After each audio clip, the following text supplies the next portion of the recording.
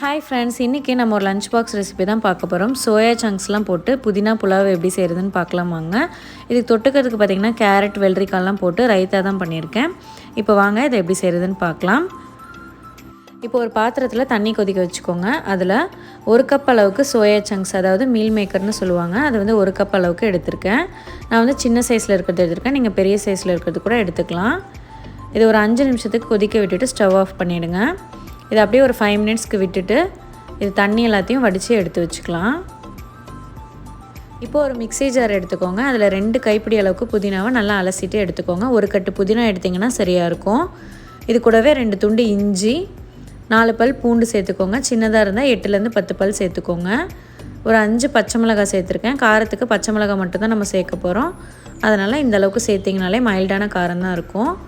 1 inch அளவுக்கு பட்டை, ஒரு ஏலக்காய், 4 கிராம்பு சேர்த்து கொஞ்சமாக தண்ணி சேர்த்து நல்லா நைஸாக அரைச்சி எடுத்துக்கோங்க. பாருங்கள், இந்த அளவுக்கு நல்லா நைஸாக அரைச்சி எடுத்துருக்கணும். இப்போ ஒரு குக்கர் எடுத்துக்கலாம். அதில் 2 டேபிள் ஸ்பூன் அளவுக்கு சன்ஃப்ளவர் ஆயில் சேர்த்துருக்கேன். நீங்கள் கடலை எண்ணெய் கூட சேர்த்துக்கலாம். இது கூடவே 2 டேபிள் ஸ்பூன் அளவுக்கு நெய் சேர்த்துக்கோங்க. இது நல்லா சூடானதும் இதில் ஒரு சின்ன துண்டு பட்டை, ஒரு பிரிஞ்சி இலை, ஒரு அனாசிப்பூ, 1 டீஸ்பூன் சோம்பு, இது எல்லாத்தையும் சேர்த்துட்டு நல்லா பொரிய விடுங்க. இப்போ இது கூடவே ஒரு 10 முந்திரி சேர்த்துக்கோங்க. 2 பெரிய வெங்காயத்தை இந்த மாதிரி ஸ்லைஸாக கட் பண்ணிவிட்டு சேர்த்துக்கலாம். சேர்த்துட்டு நல்லா கண்ணாடி பதம் வர அளவுக்கு வதக்கிக்கோங்க. ப்ரௌன் கலர் ஆகணும்னு அவசியம் இல்லை. இந்த அளவுக்கு நல்லா வதங்கினதுக்கப்புறமா ஒரு பெரிய சைஸ் தக்காளி சேர்த்துக்கோங்க. சின்னதாக இருந்தால் 2 சேர்த்துக்கோங்க. தக்காளி நல்லா சாஃப்டாக வதங்கினதும் நம்ம அரைச்சி வச்சுருக்கிற புதினா பேஸ்ட்டை சேர்த்துக்கலாம். ஒரு 5 நிமிஷத்துக்கு நல்லா வதக்கி விட்டுக்கோங்க. நல்லா எண்ணெய் பிரிஞ்சு வந்ததுக்கப்புறமா நம்ம வேக வச்சுருக்கிற சோயாவில் இருக்க தண்ணியெல்லாம் புழிஞ்சிட்டு சேர்த்துக்கோங்க. சேர்த்துட்டு ஒரு 2 நிமிஷத்துக்கு கலந்து விட்டுக்கோங்க. இப்போ இது கூடவே 2 டீஸ்பூன் அளவுக்கு கல்லுப்பு சேர்த்துக்கலாம். கூடவே 4 கப் தண்ணி சேர்த்துருக்கேன். நான் வந்து நார்மலான பொன்னி புழுங்கல் அரிசியில் தான் செய்ய போகிறேன்.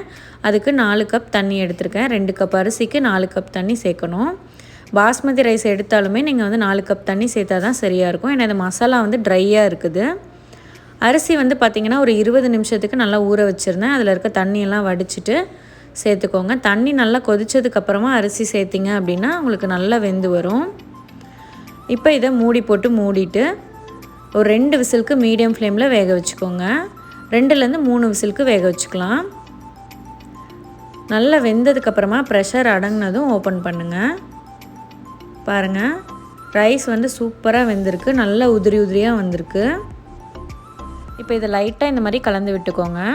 நீங்கள் இந்த சோயா சங்க்ஸ்க்கு பதிலாக பச்சை பட்டாணி கூட சேர்த்துக்கலாம், உருளைக்கிழங்கு சேர்த்துக்கலாம், அப்படி இல்லைன்னா காலிஃப்ளவர் சேர்த்துக்கலாம், காளான் கூட சேர்த்துக்கலாம். உங்களுக்கு என்ன வெஜிடபிள் பிடிக்குதோ நீங்கள் வந்து அதை சேர்த்துக்கலாம். பன்னீர் கூட சேர்த்து செய்யலாம், ரொம்ப நல்லாயிருக்கும். ரொம்ப சிம்பிளான ரெசிபி தான். காலையில் டைம்லலாம் சமைக்கிறதுக்கு ரொம்ப ஈஸியாக இருக்கும். டேஸ்ட்டுமே ரொம்ப சூப்பராக இருக்கும்.